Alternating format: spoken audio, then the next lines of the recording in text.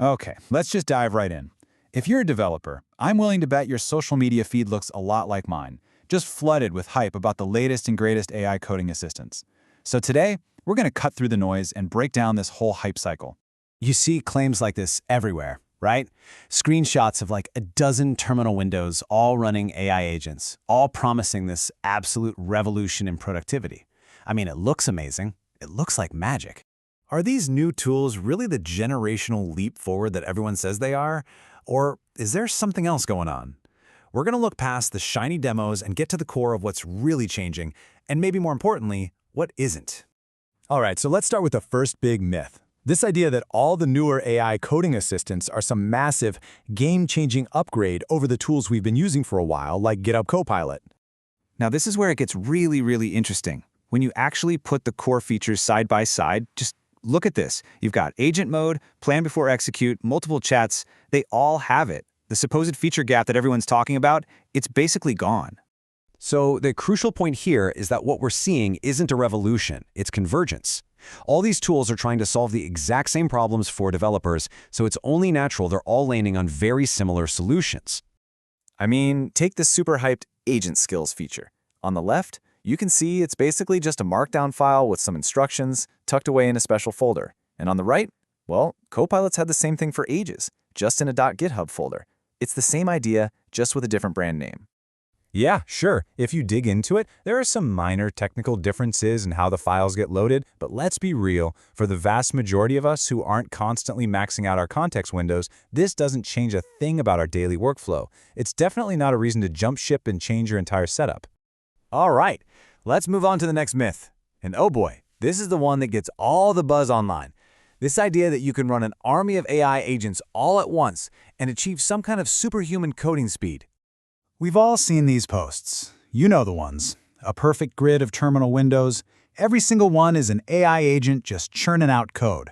And the claim is always the same. This is it. This is the key to unlocking insane productivity gains. And this chart it illustrates the fundamental problem so perfectly. Your human attention, that tiny little bar on the left, it's a finite resource. It doesn't scale. But the amount of code that 12 agents can spit out for you to review, that is enormous. Your attention just cannot keep up. It's impossible.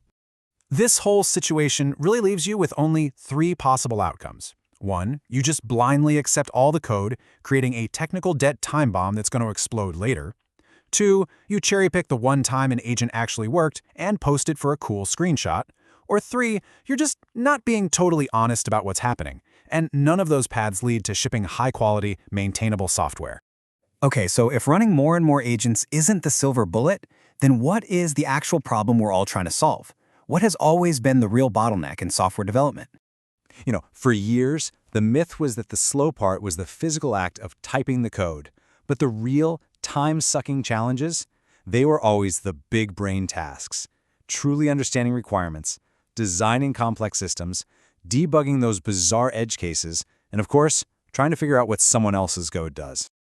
So AI assistants are fantastic at the typing part, but they don't make those original bottlenecks disappear. In fact, they add a whole new set of them. Now, on top of everything else, you have to review tons of AI-generated output. You have to be on high alert for hallucinations, where the AI just confidently makes stuff up. And you have to take on the mental load of maintaining code you didn't even write yourself.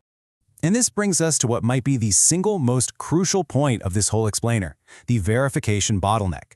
An AI agent's value is 100% limited by your ability to critically review its work. If you accept a change you don't fully understand, you're not saving time. You're just taking out a loan from your future self, and the interest rate is sky high. So how do we do this? How do we get past the hype and actually build a practical, effective workflow that leverages these tools without just making a giant mess for ourselves down the line?